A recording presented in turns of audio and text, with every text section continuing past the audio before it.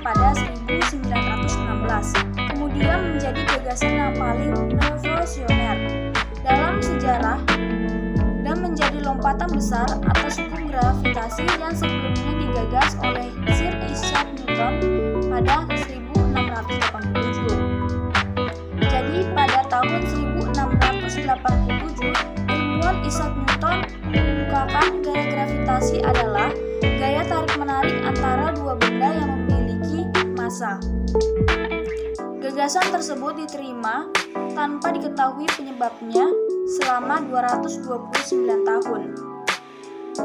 Akhirnya pada tahun 1916, Albert Einstein memfilosofikan teori relativitas umum yang menentang gagasan Newton. Menurut Einstein, gravitasi adalah akibat dari kelengkapan yang dibentuk oleh massa objek terhadap ruang dan waktu. Konsep gravitasi ditentang karena di abad ke-19 banyak bermunculan fenomena tak terduga dan tidak sesuai dengan hukum Newton. Contohnya, saat planet Merkurius mengelilingi matahari dengan perhitungan yang lebih cepat dari sebelumnya. Maka, pendapat Einstein dalam teori relativitas adalah pengukuran besaran dan kecepatan cahaya yang mutlak yang tergantung pada pandangan pengamat baik itu bergerak ataupun tidak. Seperti dikutip dari Ensiklopedia Britannica. Albert Einstein, siapa orang yang gak kenal namanya? Dia adalah seorang fisikawan legendaris asal Jerman yang telah memberikan sebuah gambaran dalam perkembangan fisika modern. Namanya menjadi terkenal setelah postulatnya berhasil menarik perhatian dunia fisika saat itu. Postulat Einstein tersebut dikenal dengan sebutan teori relativitas khusus dan umum.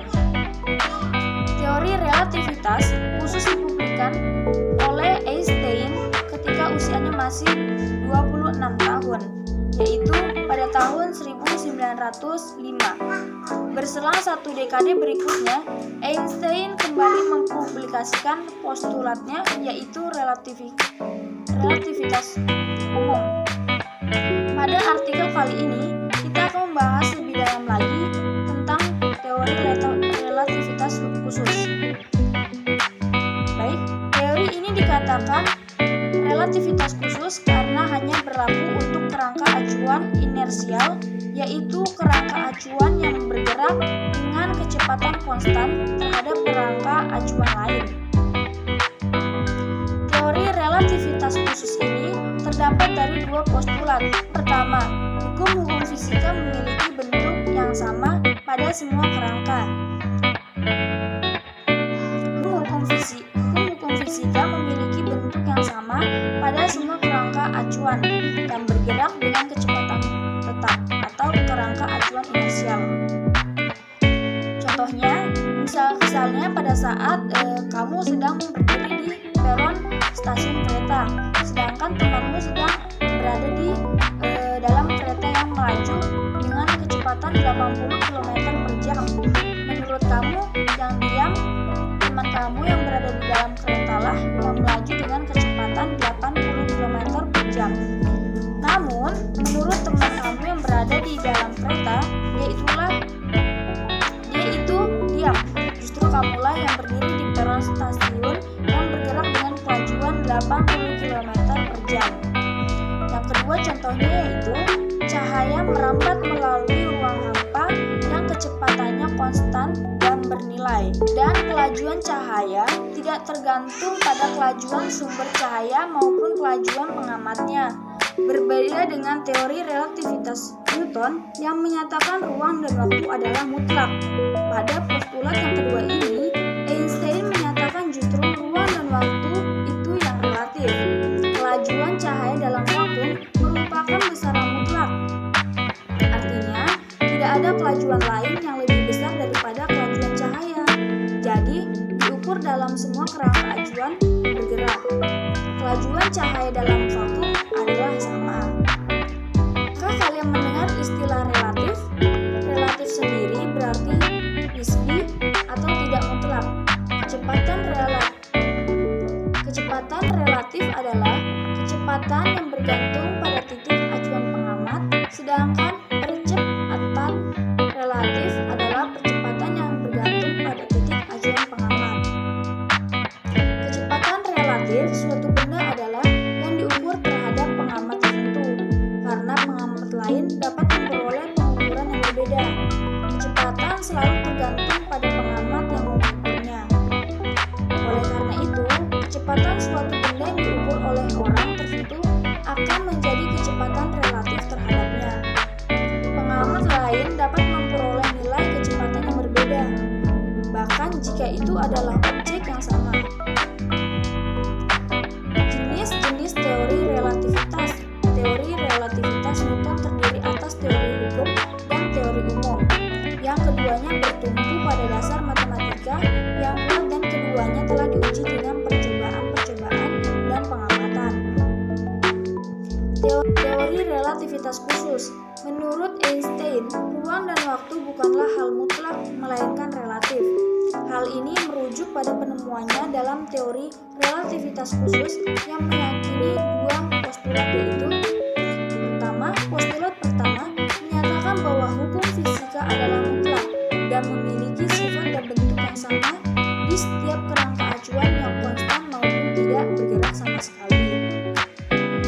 Yang kedua, postulat kedua menyatakan bahwa kecepatan cahaya konstan dan memiliki nilai C sama dengan 3 dikali 10 meter per sekon.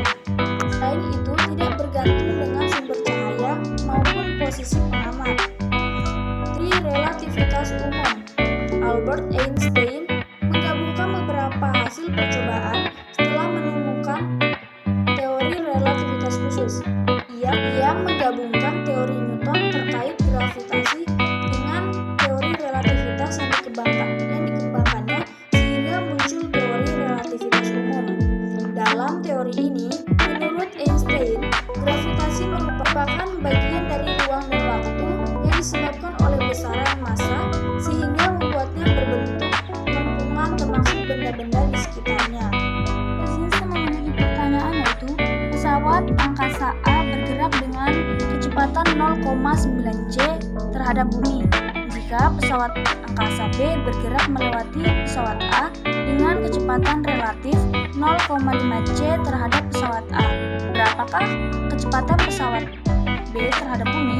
Baik, di sini saya akan menjawab. Yang pertama harus kita tulis, yaitu diketahui. Ada Vx pangkat 1 sama dengan ini, yaitu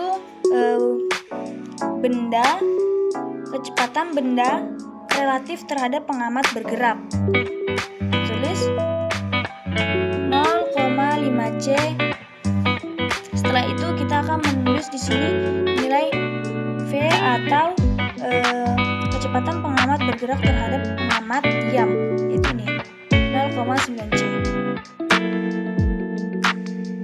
Baik, di sini ditanyakan yaitu adalah nilai Vx adalah, baik, kita masuk di penyelesaian.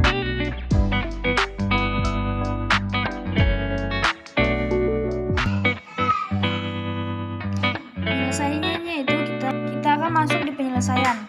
Kita masukkan rumus Vx sama dengan Vx pangkat 1 ditambah V per 1 ditambah Vx pangkat 1 dikali V per C pangkat 2 sama dengan 0,5 C ditambah 0,9 C per 1 ditambah dengan 0,5 C dikali dengan 0,9 C per C pangkat 2. Langsung saja, Fx sama dengan 1,4 C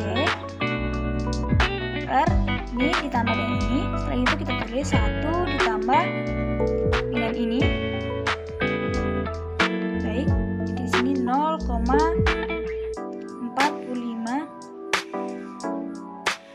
Di sini karena C ada 2, kita akan tulis C pangkat 2 per C pangkat 2. Karena sama-sama C pangkat 2, maka kita coret.